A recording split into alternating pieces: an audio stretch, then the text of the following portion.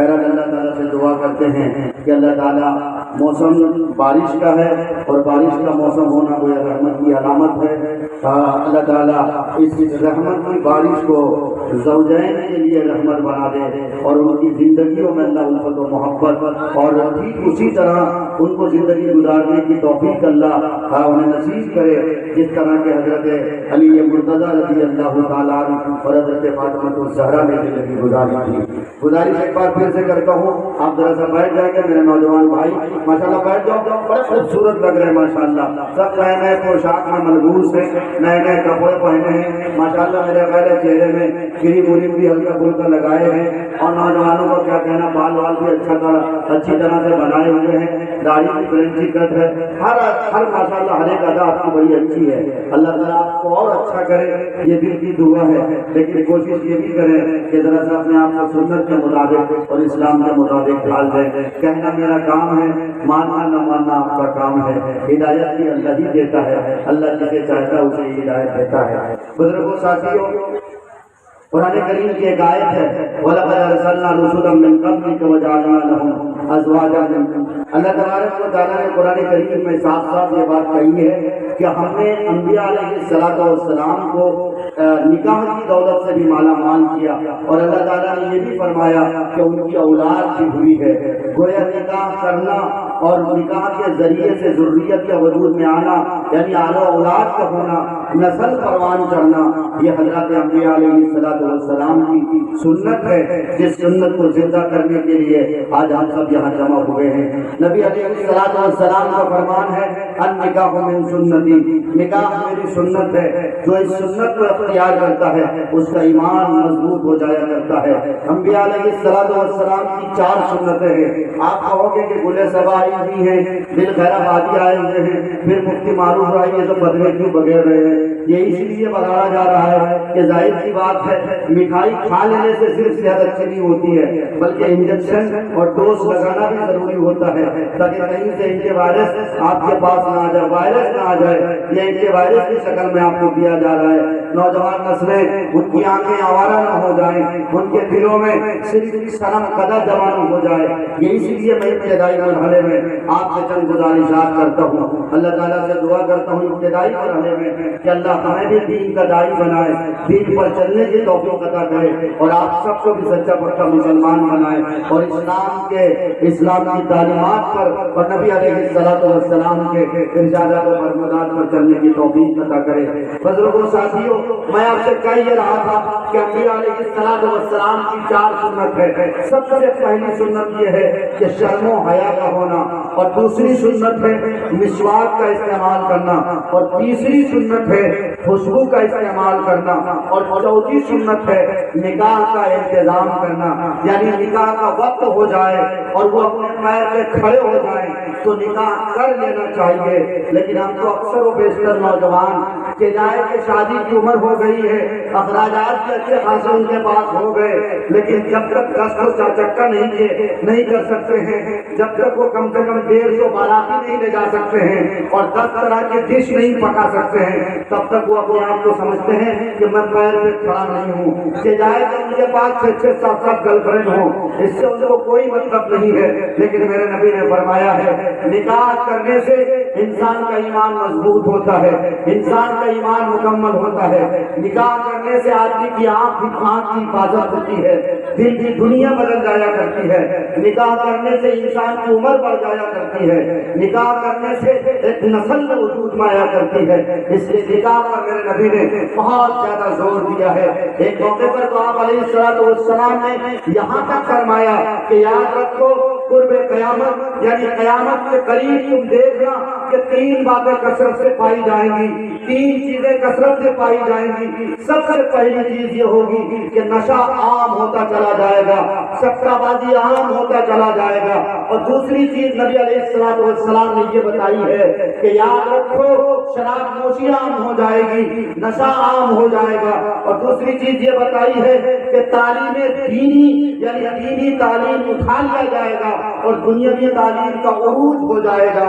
اور آج ہماری اور آپ کی نسل ہر گھر میں ہماری بچیاں انٹرمیڈیٹ کر رہی ہیں، الحمدللہ گریجویشن پوسٹ گریجویشن حاصل کر رہی ہیں، ایم اے اور ایم ٹیک کر رہی ہیں, BPSC اور BCom کر رہی ہیں.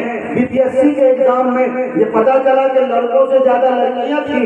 بڑی خوشی کی بات ہے, لیکن خوب یاد رکھو علامہ اقبال نے کہا ہے اللہ سے دور کرے تو تعلیم بھی فتنہ, املاک بھی جاگیر بھی اولاد بھی فتنہ, نہ حق کے لیے اٹھے تو شمشیر بھی فتنہ, شمشیر بھی کیا نعرہ تکبیر بھی فتنہ.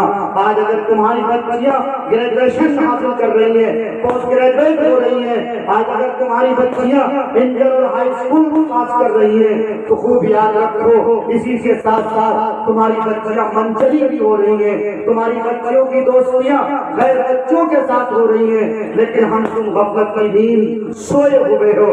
بزرگوں ساتھیوں, ہم چاہتے ہیں کہ محفل کے وقار کو مجروح نہ کریں, بلکہ ملحوظ رکھتے ہوئے باقاعدہ طور پر تلاوت ہوگی.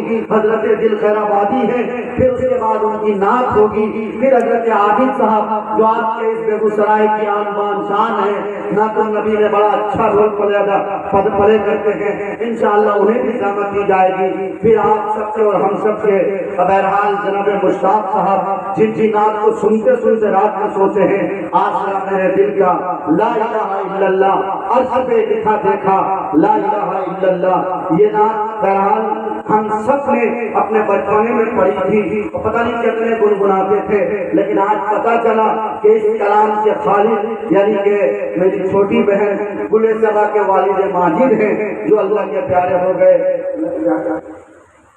اللہ کے پیارے ہو گئے. بہرحال اللہ سے دعا کرتے ہیں اللہ تعالیٰ نے غریب کے رحمت میں جگہ نصیب کرے, اللہ ان کے بال بال مغفرت کرے.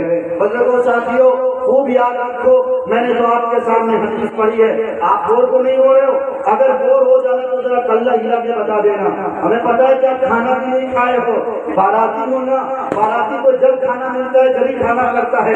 یہ تو لڑکی والوں کا احسان ہے کہ جو ہمیں کھانا کھلا رہا ہے, لیکن ہم اس سے کھانا نہیں مانگ سکتے.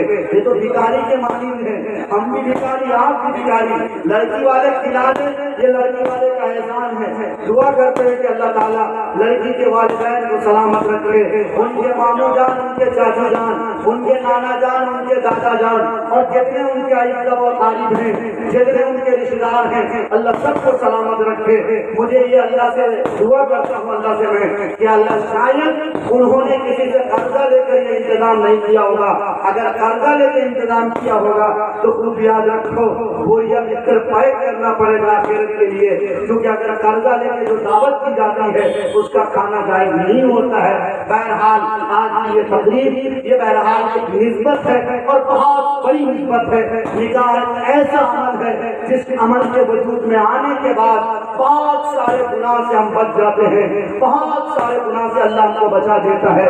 بزرگوں ساتھیوں, شاید پورا راجا جن کے صدقے میں آج ہم یہاں سب پہنچے ہیں, کیونکہ دلہا نہ آتے دلہن کو لینے کے لیے تو ہم سب پیچھے پیچھے نہ آئے ہوتے.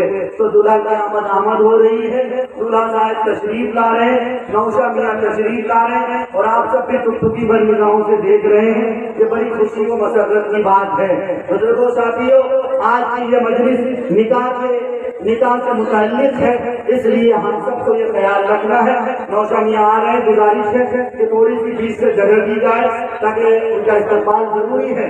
ان کے لیے آج جتنی زیبائش ہو, جتنی خوبصورتی کے سامان وہ استعمال کر لیں. دولہا اور دلہن چونکہ یہ آپس میں ایک دوسروں کے لیے سجنا اور بننا سنورنا, میرے نبی نے فرمایا جتنا ہو سکے ان کو میک اپ کرا دو, جتنی ہو سکے ان کو خوبصورتی کے ساتھ سجا کر بجا کر تیار کر کے ایک دوسروں کے سامنے لانا چاہیے. آنے دیجیے, نوشا میاں کو جگہ دے دیجیے. ادھر سے میرے بھائی سے جب گزارشات ہے, ہاں تھوڑی سی جگہ دے دیجیے, تھوڑی سی جگہ دے دیجیے. ماشاء اللہ نوشا میاں تشریف لا رہے ہیں اسٹیج کی طرف, ماشاء اللہ آنے دیں ماشاء اللہ.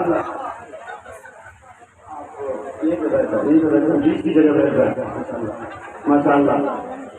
بہرحال یہ یادگار بارات ہوگی جو بارش میں بھیگ بھیگ کے آئے ہیں. مجھے پتا ہے کہ یہاں پر پانی لگا ہوا نہیں تھا, لیکن یہ آسمان کا پانی ہے. اللہ کرے یہ آسمان کا پانی ہم سب کے لیے رحمت ہو جائے. پورا مجمع دعا کرو انشاءاللہ دلہا دلہن کے لیے اللہ اس بارش کو رحمت بنا دے, ہم سب کے لیے رحمت بنا دے, ان کے دربار کے لیے اللہ رحمت بنا دے. خوب یاد رکھو نکاح کرنے سے کیا ہوتا ہے. بہت سارے لوگ اس میں تاخیر کرتے ہیں. میرے نبی نے فرمایا جو جو کوئی نکاح میں تاخیر کرتا ہے اس کے گھر رحمت کے دروازے نہیں کھلتے ہیں، اس کے گھر اللہ تبارک و تعالیٰ کے فرشتے نہیں جاتے ہیں۔ جو کوئی نکاح میں تاخیر کرتا ہے بلا کسی عذر کے، اگر اس کی عمر ہو چکی ہے اور اخراجات بھی وہ ادا کر سکتا ہے، یعنی نانو نفقہ ہمارے اور تمہارے یہاں اخراجات کس کو کہتے ہیں؟ آپ سب کی توجہ الحمدللہ کہاں پہ ذرا سا ان کو بھی آنے دیں۔ میرا خیال ہے یہ شیروانی پہنے ہوئے دلہا بھائی کے دلہا بھائی ہوئے ماشاء اللہ الحمدللہ، آپ بیٹھ جائیں ماشاء اللہ۔ میں اب چاہتا ہوں کہ ذرا سا اپنی چاشنی بدلنے کے لیے مناسب معلوم ہوتا ہے۔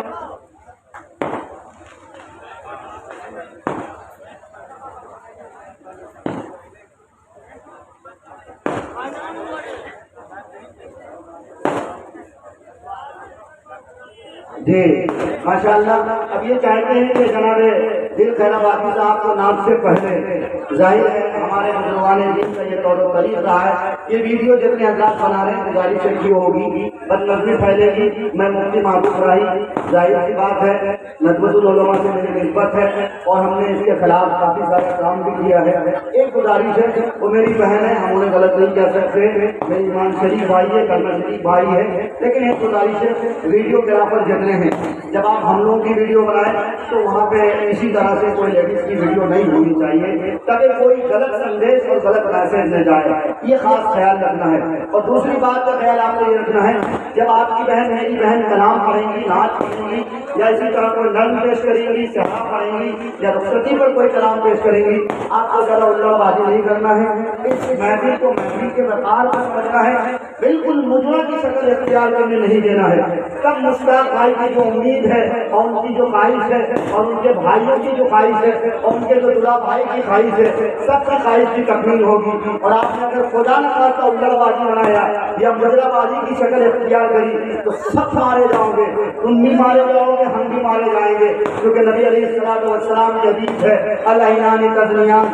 وزناہما النظر والقلب یصدق ذلک او یکذب۔ بہرحال ان ساری چیزوں کو مد نظر رکھنا ہے اور اس کے مد نظر رکھتے ہوئے پروگرام کو آگے بڑھانا ہے۔ اب میں چاہتا ہوں کہ بلا کسی تاخیر کے آج کے اس پروگرام کا آغاز کیا جائے اور ہم اپنے بزرگان دین کے طور طریق کو اختیار کرتے ہوئے، کیونکہ ہمارے پاس جو کتاب ہے وہ کتاب ایسی کتاب جس نے وقت کو بصورت من مثلہ کا چیلنج دے کر بڑے بڑے جمود و تعطل اور انتشار اختلاف کو دور کیا اور کتنے ہی وقت کے بجہل و بلہد کے دعوے کو اور ان کے مشن کو فلاح کیا۔ آئیے اسی قرآن مقدس کی تلاوت باسعادت سے ہم اپنی محفل کا آغاز کرتے ہیں۔